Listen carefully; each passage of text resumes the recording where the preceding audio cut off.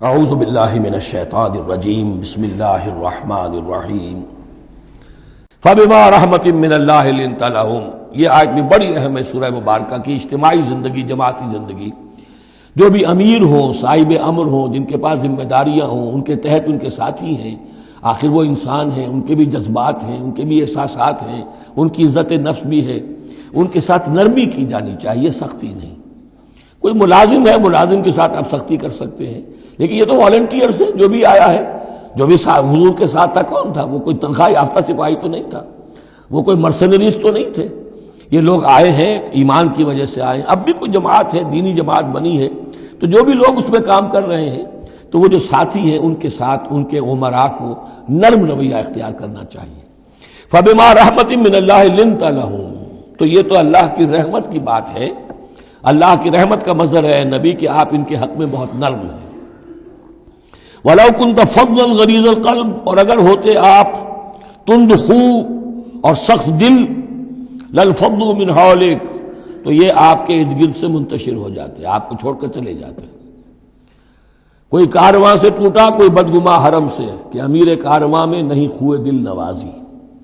فاعف عنہم، اب چونکہ اتنی بڑی غلطی ہوئی تھی، بہت بڑا چرکا لگ گیا تھا مسلمانوں کو، حضور سے کہا جا رہا ہے اپنے ان ساتھیوں کے بارے میں بھی اپنے دل میں میل مت آنے دیجیے۔ غلطی ہو گئی ہے، کوتاہی ہو گئی ہے، اللہ نے معاف کر دیا ہے۔ فاعف عنہم، تو آپ بھی انہیں معاف کر دیں، عام حالات میں بھی معاف کرتے رہا کریں۔ واستغفر لہم، جو خطا ہو گئی یا ہو جائے اس پر استغفار کیا کریں ان کے لیے۔ وشاورہم فی الامر، اور یہ نہ کریں کہ اب آئندہ ان کی کوئی بات نہیں سننی، نہیں، مشورے میں شامل رکھیے ان کو بھی، اور ان سے مشورہ کرتے رہا کیجئے امر میں۔ اس سے بھی باہمی اعتماد پیدا ہوتا ہے کہ ہمارا امیر ہم سے مشورہ کرتا ہے، ہماری بات کو اہمیت دیتا ہے۔ یہ بھی گویا کہ در حقیقت اجتماعی زندگی کے لیے بہت ہی ضروری بات ہے۔ فَإِذَا عَزَمْتَ، البتہ جب مشورے کے بعد آپ کا دل ٹھک جائے، آپ ایک ارادہ کر لیں، فیصلہ کر لیں، فَتَوَكَّلْ عَلَى اللَّهِ، تو اب کسی شخص کی بات کی پرواہ نہ کیجئے، پھر توکل سارا اللہ کی ذات کے اوپر۔ یعنی حضور نے مشورہ کیا تھا اس وقت، کچھ لوگوں کی رائے وہی تھی جو حضور کی رائے تھی، لیکن کچھ حضرات نے کہا کہ ہم تو کھلے میدان میں، ہم کاہے کچھ جان بچا کر بیٹھے یہاں پر، ہمیں تو شہادت کی موت چاہیے، شہادت مطلوب و مقصود مومن۔ تو حضور نے ان کی رعایت کی، فیصلہ کر دیا۔ اب جو فیصلہ حضور کا ہے، اب اس پر توکل، اس لیے کہ اس کے فوراً بعد جب حضور حضرت عائشہ کے حجرے سے برآمد ہوئے ہیں تو خلاف معمول آپ نے زرہ پہنی ہوئی تھی، ہتھیار لگائے ہوئے تھے۔ اس سے اندازہ ہو گیا کہ معاملہ کوئی سخت ہے جو آنے والا ہے۔ تو پھر ان لوگوں نے کہا حضور ہم اپنی رائے واپس لیتے ہیں، جو آپ کی رائے اس پر عمل کر لیں۔ یہ اس کا معاملہ ہے، جب ایک فیصلہ ہو جائے تو یہ نہیں کہ اب دل میں یقین ہو جائے آدمی، ابھی ادھر ابھی ادھر، نہیں، پھر اس کے اوپر جم جائے۔ فَإِذَا عَزَمْتَ، جب آپ ایک فیصلہ کر لیں، فَتَوَكَّلْ عَلَى اللَّهِ، تو اللہ پر توکل کیجئے، ان اللہ یحب المتوکلین، یقیناً اللہ تعالیٰ توکل کرنے والوں کو پسند کرتا ہے۔ ان ینصرکم اللہ فلا غالب لکم، اے مسلمانوں دیکھو، اگر اللہ تمہاری مدد کرے گا کوئی تم پر غالب نہیں آ سکتا۔ وَإِن یخذلکم، اور اگر اللہ تمہاری مدد چھوڑ دے، دستکش ہو جائے، فمن ذا الذی ینصرکم من بعدہ، تو کون ہے وہ جو تمہاری مدد کرے گا اس کے بعد۔ وعلی اللہ فلیتوکل المؤمنون، پس اللہ ہی پر توکل کرنا چاہیے ایمان والوں کو۔ وما کان لنبی ان یغل، اور کسی نبی کی یہ شان نہیں ہے کہ وہ غل کرے۔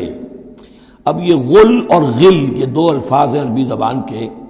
عام طور پر جو غل کا لفظ آتا ہے وہ مال غنیمت میں سے کسی چیز کا چوری کر لینا، اور غل ہے دل میں کینہ ہونا۔ تو ایک خیال تو یہ ہے، اور یہ روایات ہیں کہ حضور پر کچھ منافقوں نے الزام لگایا تھا کہ مال غنیمت میں آپ نے کوئی خیانت کی ہے، معاذ اللہ ثم معاذ اللہ۔ تو اس کا جواب دیا جا رہا ہے کسی نبی کی یہ شان نہیں ہے کہ وہ کوئی چوری کرے، کوئی چیز چھپائے۔ وَمَن یغلل یأت بما غل یوم القیامہ، اور جو کوئی ایسا کام کرے گا وہ تو پھر جو کچھ اس نے چھپایا ہوگا لے کر حاضر ہوگا قیامت کے دن۔ ثم توفی کل نفس ما کسبت وہم لا یظلمون، پھر ہر ذی نفس کو دے دیا جائے گا، توفا دیکھیے، پھر وہ دیا جانا، وفا یوفی، یوفا توفا، ثم توفا کل نفس، پورا دے دیا جائے گا ہر جان کو، ما کسبت، جو کچھ اس نے کمایا ہوگا، وہم لا یظلمون، اور ان پر کوئی ظلم نہیں ہوگا۔ ایک رائے البتہ مولانا اصلاحی صاحب نے ظاہر کی ہے کہ یہاں غل بمانی غل ہے، یعنی الزام یہ لگایا گیا تھا یہود منافقین کی طرف سے، عبداللہ ابن ابی کی طرف سے، یہ بڑے ایمبیشس آدمی ہیں محمد صلی اللہ علیہ وسلم، اور یہ عرب پر اپنی حکومت قائم کرنے کے لیے انہوں نے ہماری جانوں کو تختہ مشق بنایا ہے، ہمیں استعمال کر رہے ہیں، ہمیں مروا رہے ہیں، تو گویا کہ ہماری خیر خواہی نہیں کر رہے بلکہ ان کے دلوں میں ہماری جو ہے وہ بدخواہی ہے۔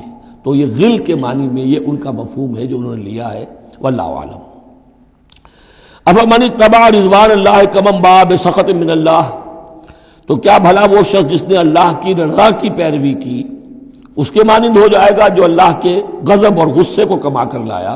ومأواہ جہنم، اور اس کا ٹھکانہ جہنم ہے، وبئس المصیر، اور وہ بہت ہی بری جگہ ہے پہنچنے کی۔ ہم درجات عند اللہ، ان کے بھی درجے بندیاں ہیں اللہ کے ہاں، جیسے نیکوکاروں کے درجے ہیں بدکاروں کے بھی درجے ہیں، سب بدکار برابر نہیں، سب نیکوکار برابر نہیں۔ واللہ بصیر بما یعملون، اور جو کچھ یہ کر رہے ہیں اللہ اسے دیکھ رہا ہے۔ اب یہ آیت بھی پھر دیکھیے سورہ جو بقرہ میں 2 دفعہ آیا تھا مضمون، وہ اب تیسری مرتبہ یہاں آ رہا ہے۔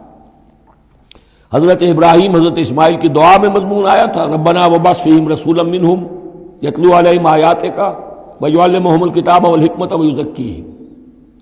پھر آ گیا تھا 18ویں رکوع کے آخر میں، کما ارسلنا فیکم رسولا منکم یتلو علیکم آیاتنا ویزکیکم ویعلمکم الکتاب والحکمہ ویعلمکم ما لم تکونوا تعلمون۔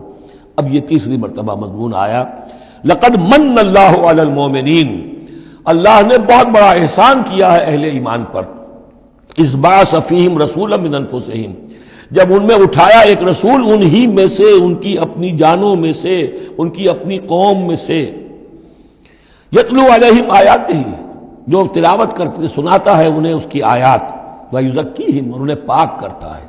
ترتیب اب ہمیشہ کے لیے یہی ہوگی، تلاوت آیات، تزکیہ، اور پھر تعلیم حکمت، تعلیم کتاب و حکمت۔